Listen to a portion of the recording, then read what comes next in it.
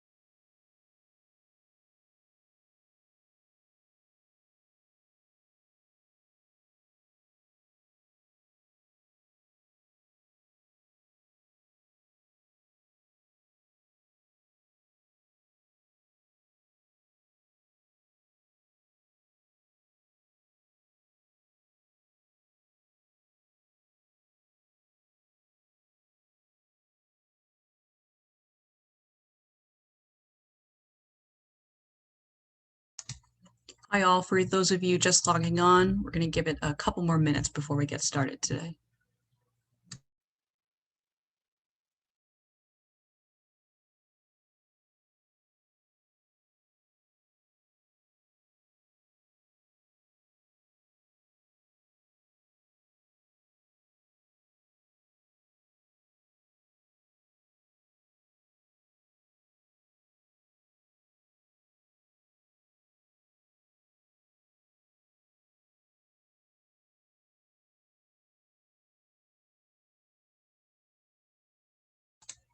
Thank you again all for joining. We're going to start things off with a quick word from our sponsor in just about 30 seconds here.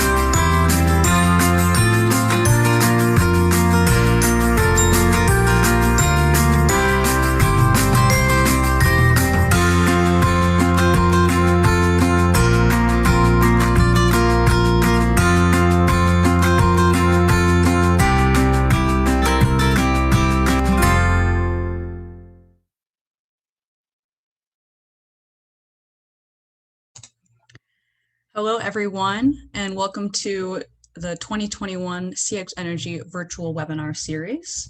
Special thanks to CX Alloy for sponsoring this presentation. Some of you may know the drill by now, but I'm still going to address a few housekeeping notes before we get started. In order to receive a certificate of completion, you must be a registered attendee and use the personalized link that was sent to your email address to join the webinar, not a link that might have been shared with you. Once each live presentation concludes, you will receive an email with your certificate within 24 hours. Additionally, if you are a certified CXA, EMP, or TBE, staff will be uploading your certificate of attendance for you.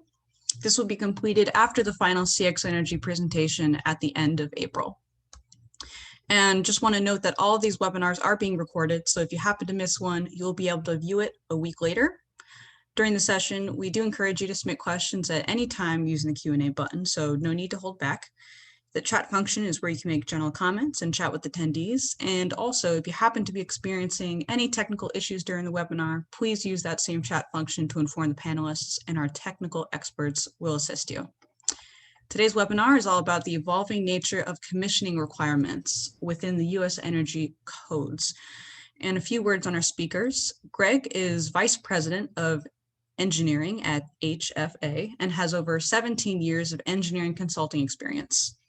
His passion for commissioning and energy efficiency and his broad professional engineering experience ensures projects are well designed from a cost performance standpoint through to building operation and maintenance.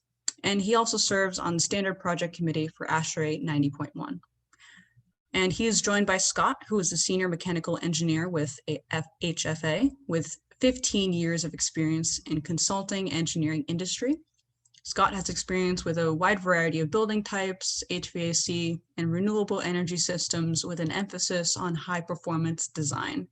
And Scott is also active in ASHRAE and is currently serving as the Fort Worth chapter president and is a member of 2 technical committees. So without further ado, I'm going to hand it off to Scott to kick things off today. Scott? Great, thank you so much. So it's Greg Schluterman here and myself, and we're going to start out with just a few of the housekeeping items.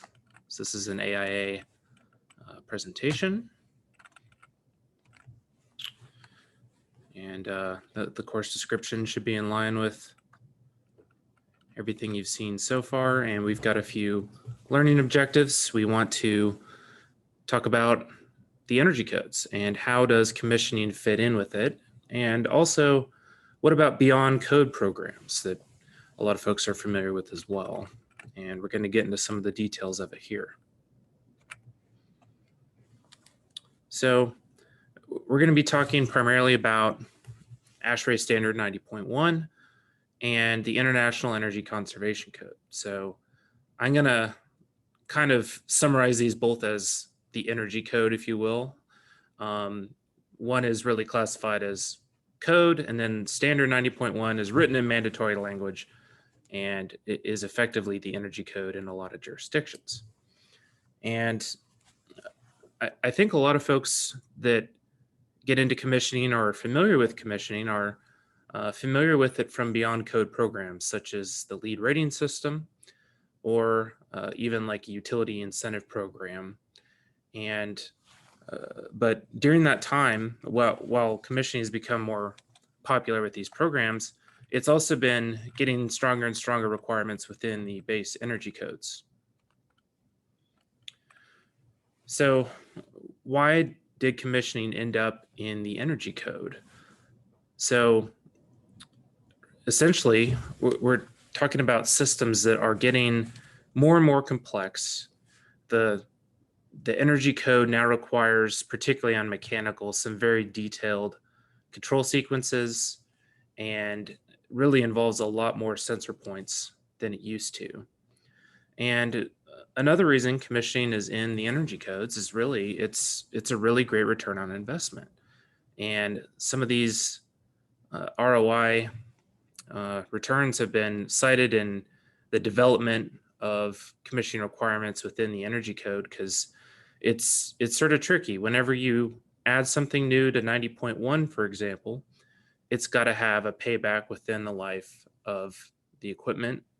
And in order to have that financial payback, it's just got to be there if it's going to be added to the code. And the other thing, though, is that usually when they make that economic evaluation, it's always assuming that all of the sensors and all the sequences are working exactly as spec'd in the code. And that's really where commissioning comes in. So I was kind of curious, and I know the energy codes are becoming quite long, and I actually went through and counted the pages recently. So I actually started with the 01 on ASHRAE and took it all the way up to 2019. And then on Iecc 2006 through 2021, which is recently published. And that's just the commercial section, so I ignored all the residential. And naturally, because I'm an engineer, I was like, ooh, I can do a trend line on this. And just looking at just a linear trend line, we're talking around the order of 44 pages being added to 90.1 every publication cycle. So 90.1 is published every 3 years, and so is Iecc, although they are not published on the same year. So ASHRAE comes out, and then 2 years later, Iecc publishes. And Iecc is doing a little more modest, about 20 pages added each publication cycle, but there's no doubt that they are starting to get really complicated. So also wanted to highlight too, so this is based on the Pacific Northwest National Lab prototype energy models for the code. So this is just 90.1, and I looked at 2004 up to the 2019 version, and these little percent savings are for each percentage savings for each 3-year cycle. And this is a total EUI, if you will. There on the y-axis, it includes unregulated loads. And overall, we're talking about a 30%, 38% improvement over that time period. And it's pretty substantial. So I know that's a long time span, but it includes an average of all building types across all the various climate zones in the United States. And when you include plug loads in that base EUI number, 38% is a pretty good savings. And there's certainly savings that comes from increased insulation. There's been a lot of improvements to envelope, as well as just increasing energy efficiency of equipment, EERs and COPs. But another big chunk of that 38% is improvements to control sequences. And this almost always is requiring more sensors being required on equipment or on a system. And really, this is what is bringing around this discussion to commissioning for the energy codes. So there has been some research done, and it is found that a lot of times these advanced control sequences, whether we're talking about economizers or supplier temperature reset or resetting static pressure on a fan, a lot of times they're not getting implemented. And so the code bodies, Greg serves on 90.1.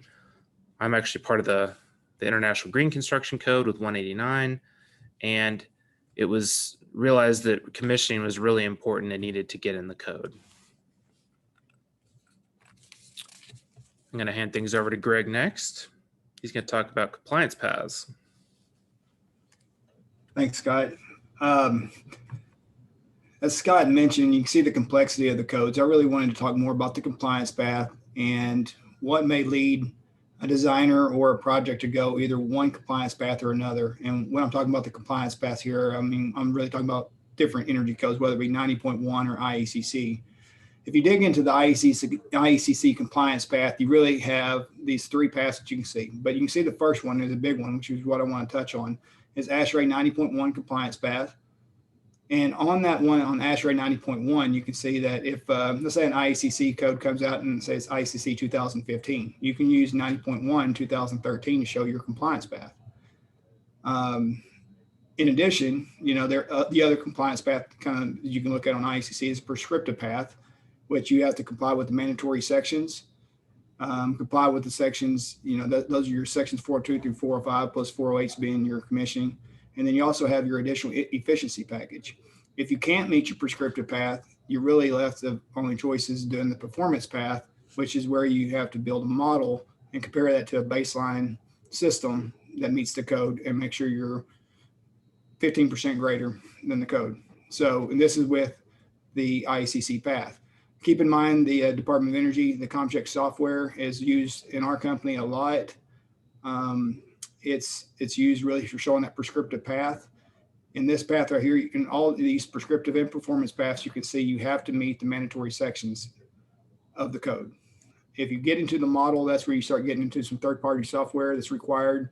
Either that be, we use Trace 700, IESVE we use as well, Energy Plus. There's different software out there for you to use on modeling. It's not a simple task to do a energy model, and a lot of times it comes time. Sometimes you have to be specialized. You have to be specialized in doing it, and which also could lead into additional costs to the owner. This, looking at it, is, and to go in, Scott, you can go to the next slide and look at the This right here is going into the additional efficiency packages I was just saying to on the prescriptive path on Iecc. You can see that basically of that prescriptive path before, you had to have additional efficiency package. These are you can see even from 2012 to 2021 that there are additional efficiency packages that you can select. And when doing the code, it started off by just doing increased HVAC efficiency, reduced lighting power, and on-site renewable. Now they're getting a lot of additional options in there for fault detection, efficient kitchen equipment. And so keep in mind, this is Iecc. On the compliance path, when you look at 90.1, it has additional paths that on showing compliance. Scott, can you go to the next slide, please?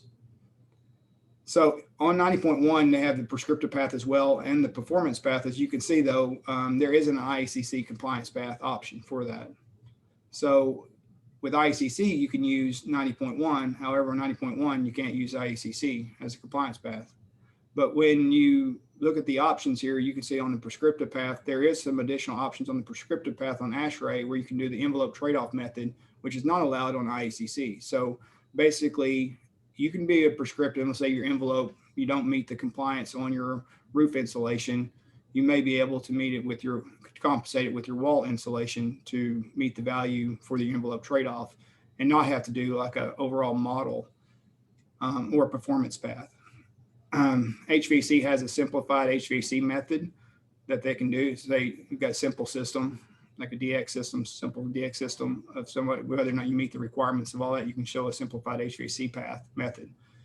And again, they have a performance path that you look at. If you can't meet the prescriptive measures, you can go into the performance path. In that performance path, you have the section 11, the energy cost budget, or you could go until recently in 2016 of ASHRAE Appendix G, which was previously just, it's still a performance rating method used for like LEED or above rating programs. It's can also be used to show energy compliance as well, starting in 2016. So what I really wanted to kind of highlight on these is that overall is that 90.1 can be used on ASHRAE. ASHRAE can be used a lot to show the Iecc as a compliance path on Iecc. So, I work here at HFA. It's an architect engineering firm, and it often comes up with what energy code we're looking at utilizing. And the reason being is that, owner, a lot of times there's, they're wanting, if you're trying to work with the owner, you're trying to satisfy their, the owner requirement, meet the energy code, but also try to minimize costs also for the owner on ways you can do to try to show the energy code and meet the energy code. Department of Energy has a really good website where you can go to and show what the requirement is for the state. But a prime example was we just recently did a job in San Antonio. And if you go to the Department of Energy's website, Department of Energy website will show that the state of Texas is on Iecc 2015. However, if you look at the local jurisdiction and talk with San Antonio, you can do this on other projects. A local jurisdiction may have a more strict energy code than what the state requires. In San Antonio's case, it's 2018 Iecc. So we do have an option in there, but even with the 2018 Iecc in San Antonio, they do have some amendments to the code to make sure you have to do certain requirements. In San Antonio, they have pretty strict commissioning requirements. So even if you do 2016 ASHRAE compliance path, we still had to meet a lot of the amendments for the commissioning requirements. I mean, fortunately for that project as well, we were doing LEED on it, which we were really satisfying the commissioning requirements anyway. But you'll later see with Scott when he gets into some of the commissioning differences between the codes that ASHRAE on 2016 may not be as strict as what it was for Iecc. So from here, though, I want to take it into like different reasons that maybe one path may be chosen over the other. By all stretch, I want to mention this does not go into all the details or all the differences between the codes. But when we're working on a project here in our firm, I know a lot of things that come up are something that we start looking at is what are some of these big differences that may lead us to choose one path over another. The vestibule is a big one that comes up.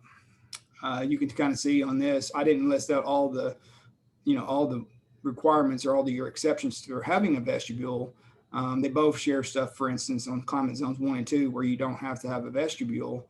However, you know, if you start looking into some of the other differences, ASHRAE allows exceptions for buildings in climate zone 3, less than 4 stories, that are less than 4 stories and above grade and less than 10,000 square feet.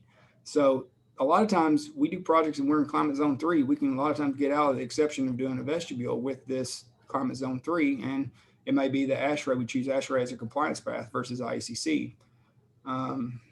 Both Iecc and ASHRAE allow exceptions for a door that opens directly from a space less than 3,000 square feet. However, ASHRAE states it has to be separate from a main entrance. This comes up a lot for us when we're doing a lot of convenience stores that are about 4,000 square feet in size. And depending on which code we look, we may have to end up installing a vestibule. And then Iecc also allows air curtains. And that only started in 90.1 2019 version. I should add, though, you know, one of the things back when we were talking about this is that one of the things that I saw on the energy codes, and I didn't mention before, but I think would be good to mention now, though, is, you know, one of the things in our firm is once you do a compliance path, you have to do the energy, you have to do the compliance for that code, and you can't split the codes up. Meaning, if we were doing Iecc 2015, and we said, okay, well, we're going to use ASHRAE compliance path. We can't do, the architects can't do the envelope portion of the ComCheck using 2013, and our lighting designer do the lighting portion of it in Iecc 2015. When you do the compliance, you have to be per the entire code, and you can't split the sections up. And this comes up, I mean, because I've seen this at our firm a lot. Because I mean, firms do it differently, but I know at our firm, you know, a lot of times the architect will do the envelope lighting, our electrical designers will do the lighting, and mechanical designers will do a lot of the mechanical portions. So that's something that I see. We have to make sure that it's consistent. Another big one that comes up is the window to wall ratio. Iecc limits the window to wall ratio to 30%. You can go up to 40%. However, there's more, you got to implement a lot of daylighting dimming controls, and it's kind of difficult to meet. While ASHRAE has a limit to the window to wall ratio to 40%. So what that means is that basically a lot of times if you've got a, you know, you may choose ASHRAE as a compliance path just so you don't have to do a performance path or do the model. So you can do it. And like I said, and I mean, again, the model is something that takes a little bit more time. And a lot of times, you know, at speed, and when you're trying to get projects out the door, energy model is not easy to always achieve just really, really quickly. It's got to be planned from the onset of the project. And, you know, a lot of times you can choose 90.1 and get out of that compliance, or not get out of the compliance, but do the, use it as a compliance path. We don't have to do the model. Another big one that comes up, and I'm going to go into greater detail on this one, is the economizers. Economizers vary greatly depending on the climate zone and also the year that they're published. The economizers is something that Scott will touch on briefly here in a little bit, is a major commissioning item that we have to do, especially in relation to its fault detection system. Go ahead, Scott. This right here shows the differences. I know there's a lot here, and I don't want to just go through all these exceptions to where an economizer is not required. But one of the big ones that I want to kind of highlight is the system below capacity table threshold, the first one. So, you know, ASHRAE and Iecc both, if you look at it, it's basically around 5 tons. If you get less than 5 tons capacity, a lot of times typically you don't have to add an economizer for the system. However, I noticed this the other day, we had one that came up recently, and it was Iecc 2012 compliance path. And it was basically like a 4-ton unit, and it was still showing that we needed an economizer. So I went back and looked at the code for Iecc 2012, and they had it at, I believe it was like 30,000 BTUs. So basically around 2.5 tons or 3 tons. I can't remember what it was, but that was the requirement. And actually they got more relaxed in the later versions after 2012 and 2015. They put it similar to ASHRAE and put it up to around 5 tons also as its capacity, where an economizer wouldn't have to be required. Scott, can you go to the next slide? I wanted to highlight this point when I was talking about the 5 tons on economizers. Iecc, you know, in order to kind of has a stipulation on that and saying the 5 tons on their economizer, saying that, you know, you just can't have a bunch of small units around there and not have economizers on the unit. If they put an exception and, you know, basically a restriction on that, saying that the total supply capacity of all the fan cool units not provided with economizers shall not exceed 20% of the total supply capacity of all the fan cool units, or 300,000, whichever is greater. So even Iecc, in regards to that exception, puts it in there where you just can't just not go without putting economizers on units that are smaller than 5 tons. I thought that was pretty important to show, because even when you start getting into economizers, all the differences that require when you're trying to design a project, it's pretty challenging for a designer to keep all this straight. Go to the next slide, Scott. We can talk about the efficiency. Here's another one that's kind of a key differences between systems. The other exception I was looking at is system with a cooling efficiency above the designated threshold for different climate zones. So you can kind of see on this is where Iecc and ASHRAE differ a lot as well. If you have a more efficient HVAC equipment with the EER, you can get out of putting economizers on a lot of your equipment. However, that's per ASHRAE. You can see on ASHRAE 90.1, that's kind of pretty typical all the way throughout. However, on Iecc, they don't allow the option for anything on climate zone 4C and above. So, you know, really what I want to highlight on all that stuff is that really it's the codes differ. There are ways to actually kind of get out of certain things, but if you're doing one thing, it could affect you on another. If you do economizers, you'll have to do, you know, the code now put it in there where you have to do fault detection system, which is a recently put in the code back, I guess, back on 2012 Iecc. Scott, can you change the deal on that for the fault detection? There you go. So if you're putting in the economizer, I guess it was that in 2015 Iecc. So there for a while, you know, if you're doing an ASHRAE 90.1 2013 compliance path and you had an economizer, you didn't have to put fault detection system on it. However, anything from 2016 ASHRAE or 2015 Iecc and above, you have to put that into your specs and also put that into your commissioning requirements. Scott, okay. So to summarize this, and I'm going to turn it back over to Scott. You know, I don't want to take away from the fact that, you know, I mean, as an engineer, as a designer, you're designing to meet the energy codes. But the point is that there is a lot of differences when it comes to the energy codes, which may lead a design to go one way or another. And, you know, a lot of times the commissioning is not thought of during the process of, you know, which compliance path is chosen. So we have to be prepared to tailor our commissioning scope based upon that compliance path. So I want to make sure, you know, just to kind of highlight some of the points of why the energy code could differ on a project. And while Scott kind of now gets into what's the difference on these commissioning requirements depending on the code. Thanks, Greg. So after going through some of these different compliance path differences between the codes, and we obviously see there's a lot of variability depending on what year we're talking about as well. And so now that you know, your design is going to really dictate which path you use for a given year.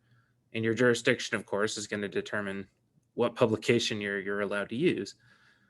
And so whenever commissioning agents get involved, depending on how soon that is, we're kind of along for the ride. And we have to look carefully at which code version and which code path we're talking about and how that impacts our scope. So kind of unfortunately, I guess, is that commissioning requirements weren't just added to the code just one publication cycle, and you went from no commissioning to full commissioning.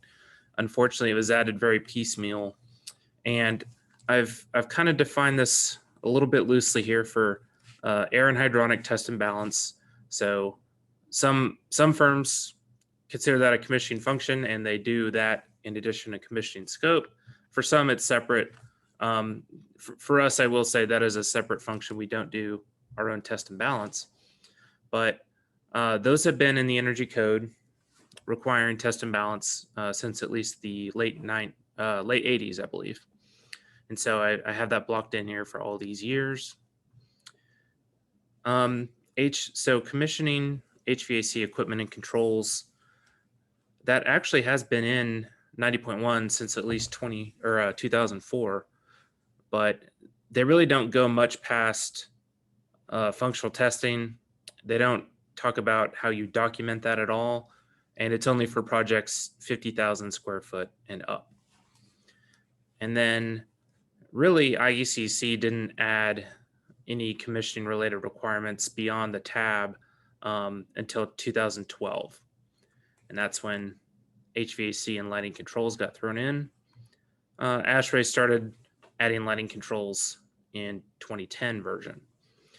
And then, as you can see, some of these other commissioning parts have come in later. So service water heating was added 2015 Iecc, but ASHRAE didn't pick that part up until 2019. Also envelope commissioning. So this is really it's sort of a new function for commissioning, but essentially we're wanting to make sure that the facade gets installed properly and that the air barrier in particular is maintained in all places where it's possible. So these requirements got added in 2016 to ASHRAE, but I will say that the documentation and sort of the teeth behind that section really comes into play in 2019 for that one.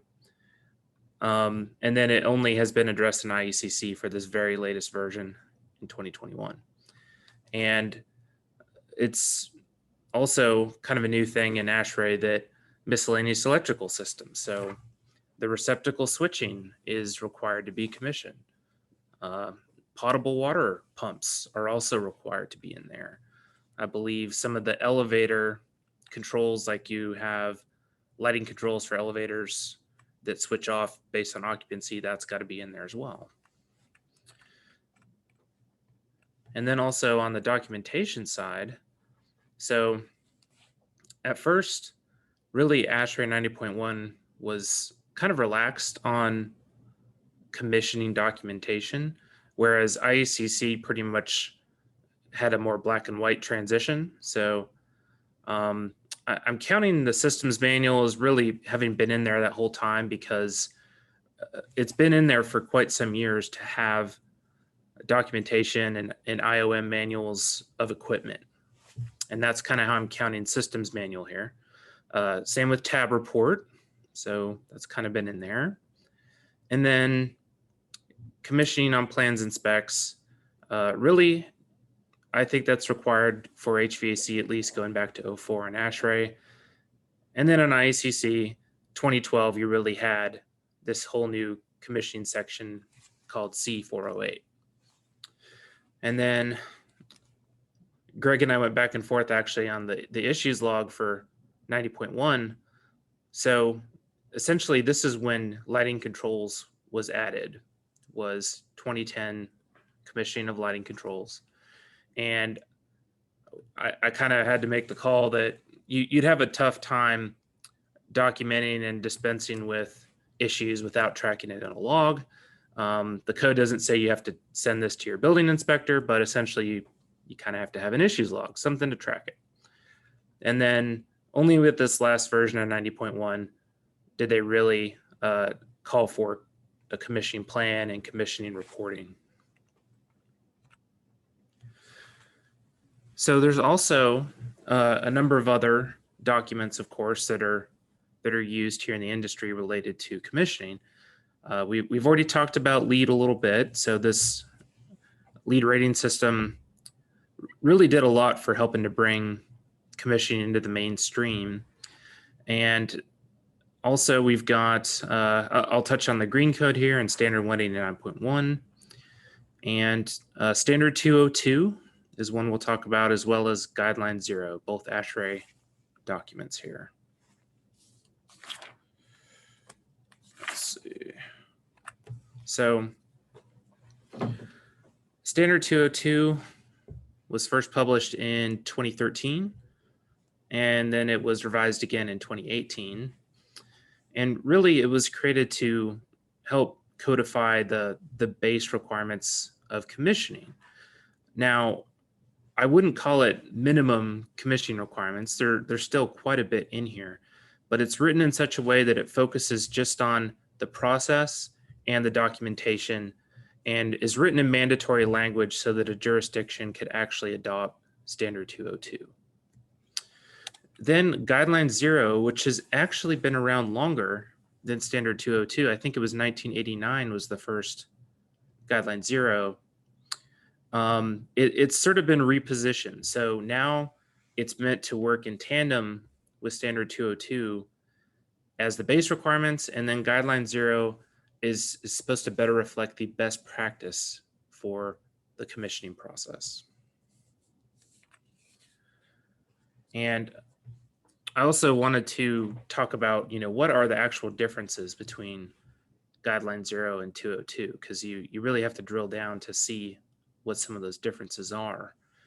And some patterns that I found was that really there's a lot more commissioning agent involvement. So more meetings and involvement with the owner, the design team, construction, definitely more involvement in planning with operations and maintenance procedures. And there's guidance in this document for what are the commissioning activities for each phase of a project. So it starts with pre-design, schematic, design development. What are all the different activities a commissioning agent could be doing? And so I kind of see Guideline 0 as that this is the best practice for if you're involved in a particular part of a project lifecycle. And it really kind of puts the agent in charge. So it's a very commissioning centric approach. Whereas I found with energy code commissioning, it's not really a commissioning agent driven approach. We're sort of along for the ride, but I'll show you some more of that here in a minute. There's also ASHRAE Standard 189.1. 2020 is the most recent version. And all of this content is rolled up into the International Green Construction Code. And it's interesting. So IGCC is referenced in a number of jurisdictions, and it's like an optional path in a number of them. There aren't very many that actually come out and say, you got to do IGCC, LEED certification won't work. It's really adopted partially or optionally in a lot of jurisdictions. So basically, we kind of drew the line at 10,000 square feet saying you've got to complete functional performance testing if it's below that. And then if you're above 10,000, we cite Standard 202 and say you've got to follow this process. And it's worth noting there were a few little extras in there. So HVAC, lighting controls, surface water heating, but also domestic water pumping and treatment systems, renewable energy and energy storage, irrigation systems, and then the building automation system and demand response. And I will say that it doesn't quite go as far as 202 when it comes to post-occupancy. And that's really because building codes really have trouble enforcing the code much beyond substantial completion. And there's a lot of talk about how to regulate buildings kind of beyond the completion of construction and renovations. But for the most part, those activities, you would just say, yes, we're going to do it. Here's our plan. And the inspector would sign off on it. And of course, the LEED rating system. So version 4.1 is what we're on currently. And for those that are familiar with version 4.0, the layout is very similar. So there's a fundamental commissioning and verification. It's a prerequisite. You've got to do it to be LEED certified. And then there's some enhanced commissioning credits, and you can earn quite a few more points if you opt to do all of these options. But there's enhanced commissioning, which adds a few more functions, and then monitoring-based commissioning, which involves, of course, monitoring sensors and control points and actually responding to how the building is operating. And then option 2, which is building enclosure commissioning. So some call it enclosure, some call it envelope. Either way, it's the facade of the building and sort of the thermal barriers or the air barriers involved. So kind of made this master table here of some of the various commissioning functions. And I kind of started from chronologically where you would start with things on a project with OPR, all the way down to sort of seasonal functional testing and warranty phase commissioning follow-up at the tail end. And I was actually kind of surprised that all of these functions fall within Standard 202 and Guideline 0. So there's not a whole lot of really concrete differences of what's required in the process between those two documents. And then I had the lead 4.1 over here. And of course, fundamental commissioning covers the majority of these various phases, not all of them, but then enhanced, if you opt for that one, comes and fills in some of those gaps. Then we have the codes again. So 90.1 Iecc. And you'll notice we still have a lot of holes here. So OPRs aren't required. BODs are not required. There's no design review requirement. And for those out in the audience that are out from California, out on our West Coast, we chose not to go too far into Title 24, but I am familiar with some of their commissioning requirements as well. OPR and BOD are included in Title 24, so is a design review. So their stuff's a little bit different, but the national-based energy codes here do not have requirements for those. Submittal reviews is a big one. So the commissioning agent actually reviewing construction submittals is something that is not in fundamental commissioning with the current lead setup, but it is in enhanced. And it's not required at all in the energy code compliance part. Same with construction checklists and pre-functional testing. Those can also be pretty big. And then the energy codes don't really get much into training either. So training of operators, as well as seasonal testing and warranty phase based commissioning. So the base commissioning requirements really have gotten more stringent, quite a bit more stringent, quite a bit stronger over the years since they first introduced it. It's now a much more serious part of the scope. However, it's still a ways off from industry best practice. So as you saw in this last one, there's still a lot of holes based on sort of the ASHRAE 202 Guideline 0 requirements and process all the steps from beginning to end versus what the energy code is actually saying we need you to do. And so this, of course, raises a number of questions for commissioning providers. So we have to pay very close attention, like Greg said, to what the compliance path is and what year are we talking about. And it also tells us, you know, if we're going to compete on price with this type of commissioning work, what activities do we need to include in that? Are there any parts of this commissioning process that are really useful but not required by code that we might want to have added in there? I would say a good example of that is a review of construction submittals. So it's not in energy code commissioning, but I try to do it whenever I can because that is often the time when contractors are trying to make substitutions to lower the cost of a job. And a lot of times the engineer of record is sort of coming at it from okay, well, is it meeting the requirements? Is it going to have the same comfort level? Do we meet our ventilation rates? Okay. They're often not really thinking about it from a performance point of view.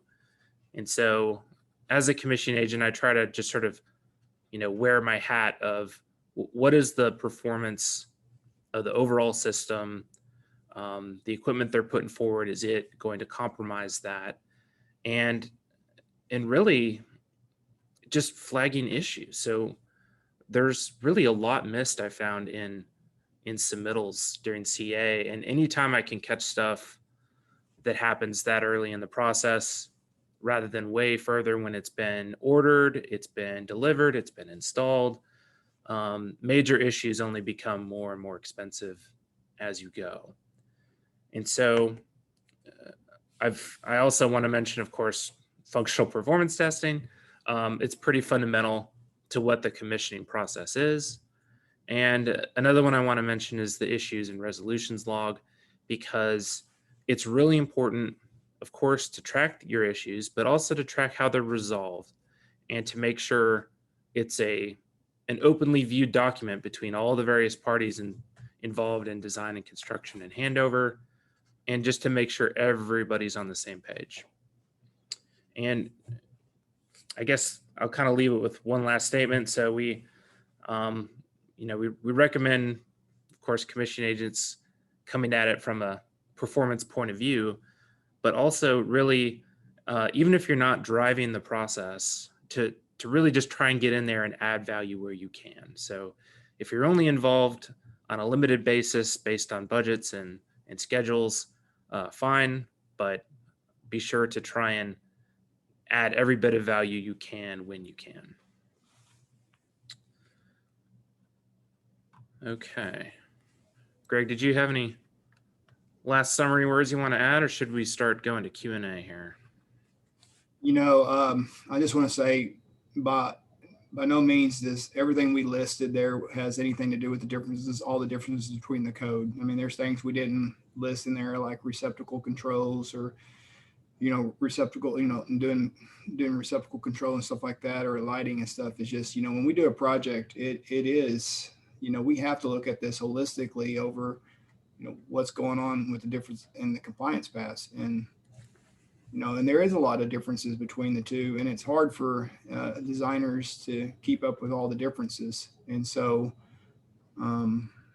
I know it's a challenge in our firm, and I'm sure it's a challenge in a lot of other firms, and we're seeing it. And we just go and make sure these commissioning requirements it's a second thought, and it doesn't need to be, because we have to be right there at the front of it as well to see what's required on the commissioning from the onset of it. Let's see.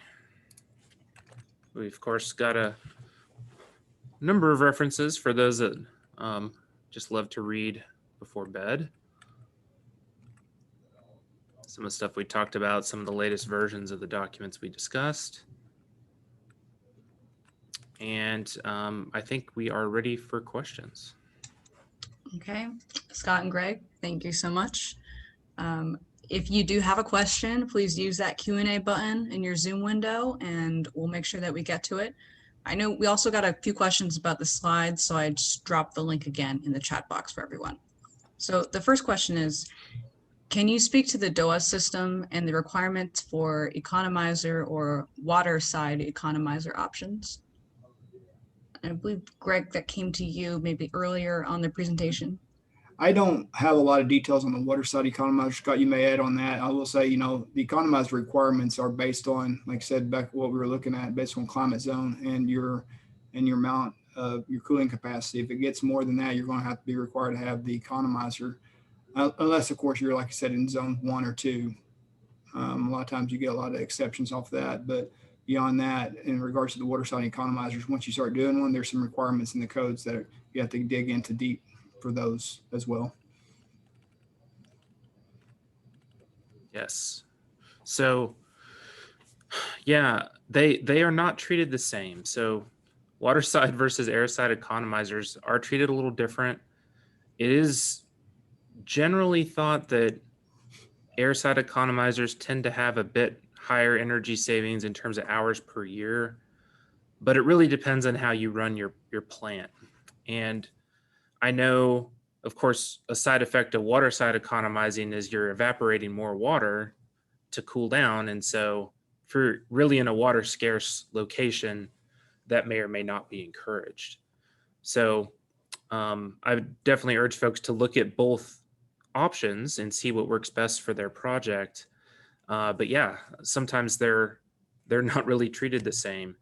And then DOAS systems is another good question related to economizers, because depending on how much of your airflow that DOAS is making up, that could already be economizing. It could be 100% outside air in a large quantity.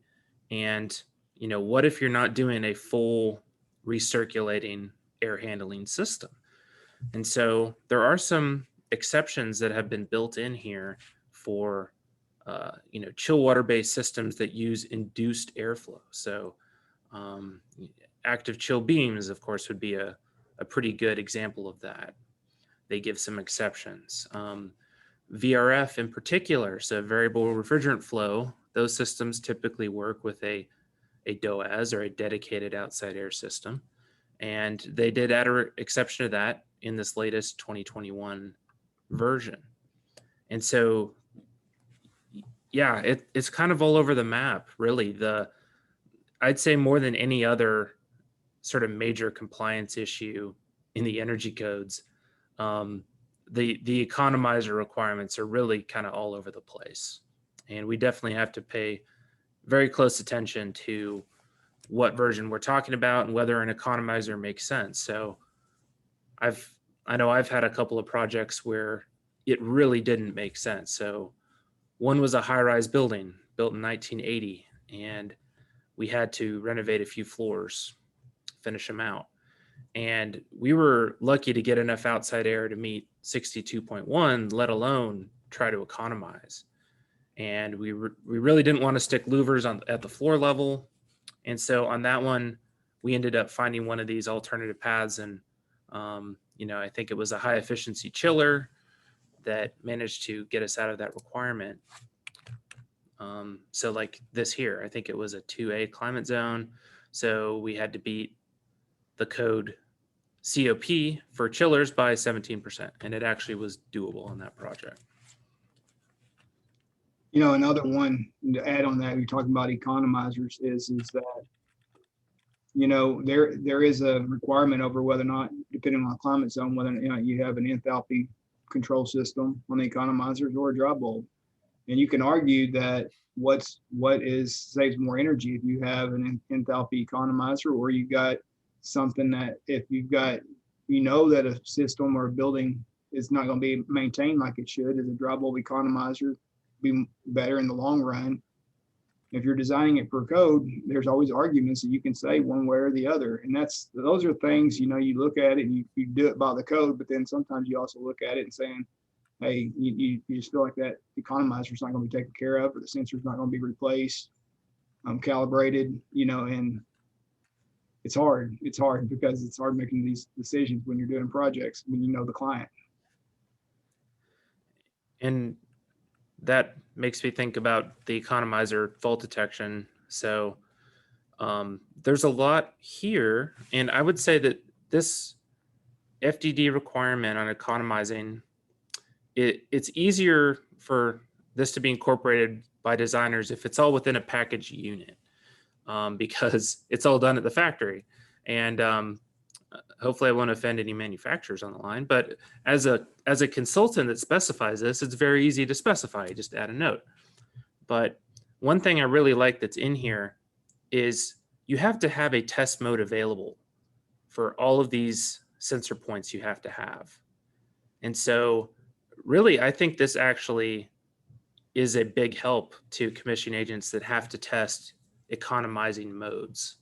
And now it's got to be added in there that there's a provision to test those modes that's required by code. Thank you both. So I have two questions about the systems manual, so I thought I'd combine them together. Let me know if you need me to repeat any part. So the first question was, what part of Iecc requires a full systems manual?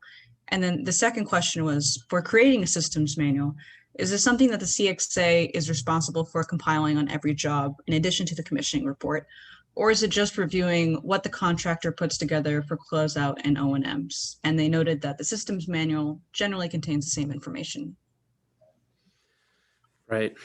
So I was generally defining that pretty loosely. So when I say that it's been included from these first years of 90.1 and Iecc, mostly we're talking about closeout documents and installation and O&M manuals, and they usually don't call out who has to provide that. So that could be as much as the manufacturer's rep sliding it in a Ziploc bag and shipping it with it. And as a commissioning agent, I feel like we have to sort of make a judgment call on how involved we want to get with that. So I know some of these projects we've done, the installing contractor is the one that is doing the operations and maintenance. And they have a service contract. It's not a big enough building where there's a full-time O&M person. There's no direct staff. And in those cases, a lot of times I just make sure it has the manual and people know how to get to it. And then that's it. I leave it. And then on others, I get much more involved in making sure we actually get a binder or a digital folder where we place all of these documents. And so, yeah, I find that it does vary, and some owners are much more into this than others. It really depends on the owner. They may always plan on contracting out the operations and maintenance, whereas others want to pull that in-house and have much more control over it. This next question lined up here is asking about data centers, and if you have any insights about applying these standards and codes to data centers, and in addition to ASHRAE 90.42.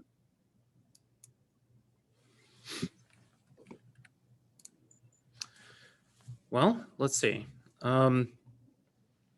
Right, so there is ASHRAE 90.4 now, which was mentioned, where it's getting specific into the performance of the data center and the power utilization effectiveness, or PUE. I think I've defined that right, but it's looking at how much overall building energy usage is being used in comparison to just computing energy usage. And so does that fit in? It does, but I've found that data centers, because they're so energy intensive and because they've got a very critical process going on, that downtime has to be minimized, that generally that part of the industry is pushing itself further than the energy code. That's not always true, but sometimes true. So an example of that is chill water temperatures.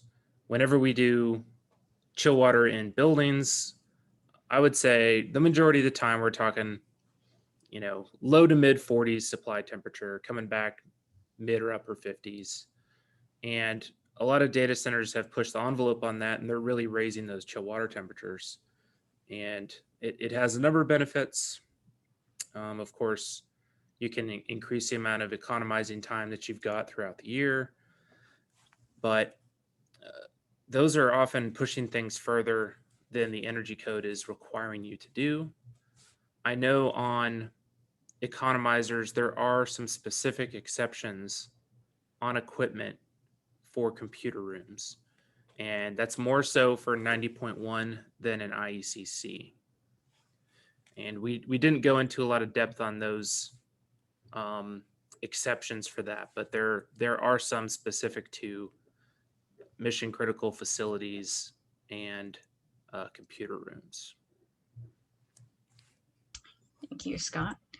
This next question is asking, it's becoming increasingly more difficult to get the subtractors to complete PFCIVs prior to the functional performance test, and asking, what do you recommend? I try to give them as much latitude in using their own checklists, but they still don't put the time in their schedule for troubleshooting prior to the functional testing.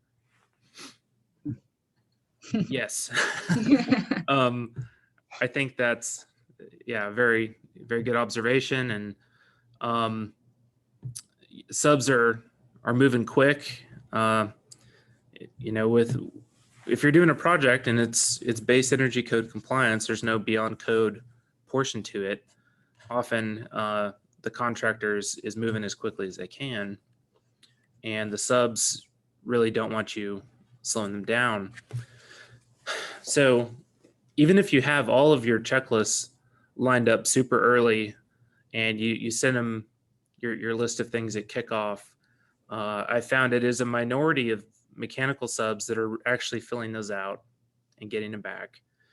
And so I know one thing that I do is I try to make a site visit that happens during the startup or right before startup, that's before a functional testing site visit. And depending on your budget, the location of the project, how big the project is, that may or may not be something easy or difficult to include. But usually I'm recommending at least one site visit on a minimum code compliant project before FPT. And it depends a lot on how much you trust their installation. So I guess one good thing during the pandemic is contractors I've been working with have been documenting their progress much better digitally. So I've got sometimes videos, but usually a large collection of photographs covering their progress. Generally, they're not going to put the poor work in those pictures, of course. They kind of get to choose, but it does help me at least sort of track progress and track the quality installation to some degree.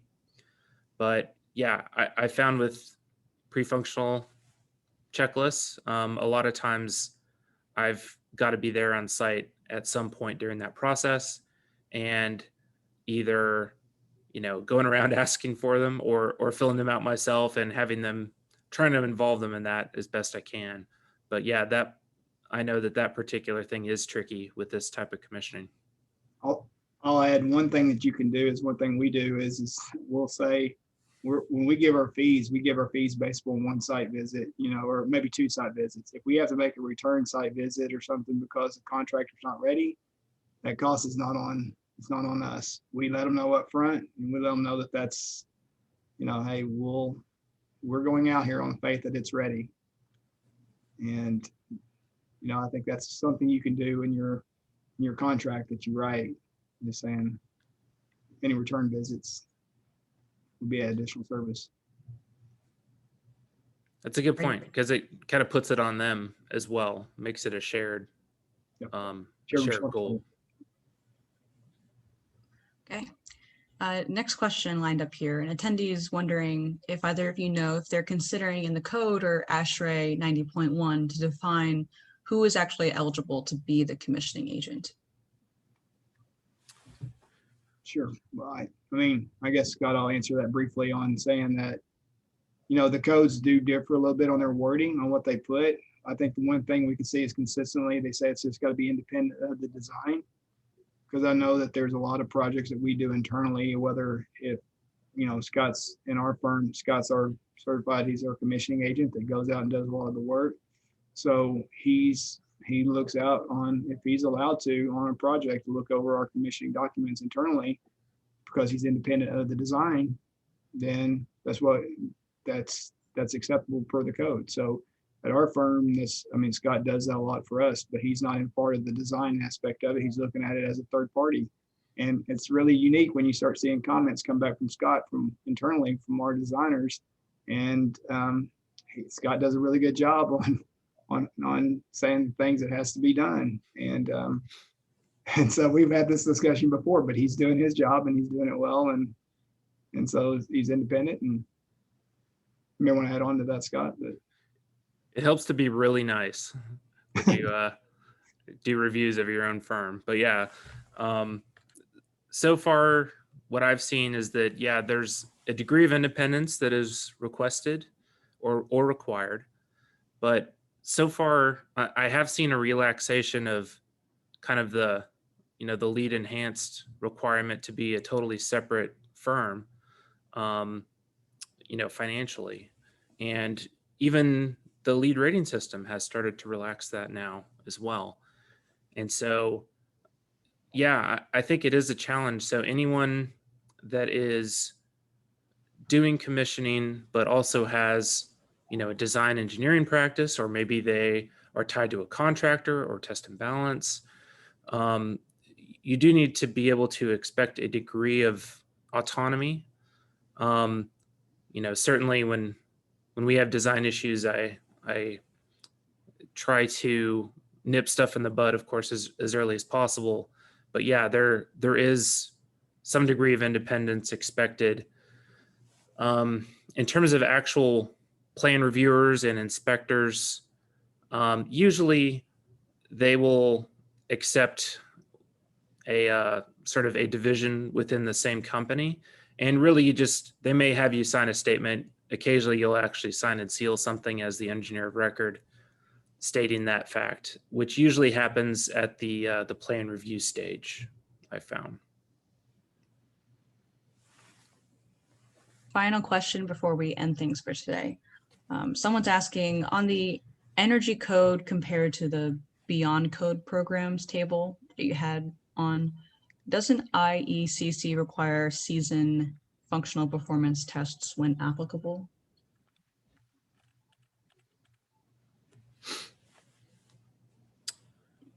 Let's see. So, right. So I did not include that because I've never actually had that enforced. And the seasonal testing component can be a very good value to the owner, especially if the timing of the original commissioning is like right in the dead of winter or right in the middle of summer, and you can't test one of the modes. I know it of course depends on the equipment and the climate and all of that, but yeah, I've never had a jurisdiction try to enforce that before because they're largely out of the picture once you get to substantial completion. And so I have left it off here as a sort of a judgment call, if you will. Okay. Scott and Greg, thank you so much. Scott, if you mind just scrolling past to the end, the last slide there. Perfect. Thank you so much. Okay. Scott and Greg, thank you so much for coming here today. Clearly, extremely valuable information on evolving energy codes. Thank you so much. We are not done with CxEnergy Virtual, though. This week, this Thursday, same time, we'll be here again on monitoring base commissioning and HVAC analytics. Looking forward to having you. And then also, I just want to make a quick note that this Friday, we'll be having another technology showcase with 6 new exhibitors. They're going to present their services and products in rapid fire fashion. Hope to see you there too. Thank you, everyone. Stay safe and have a great day.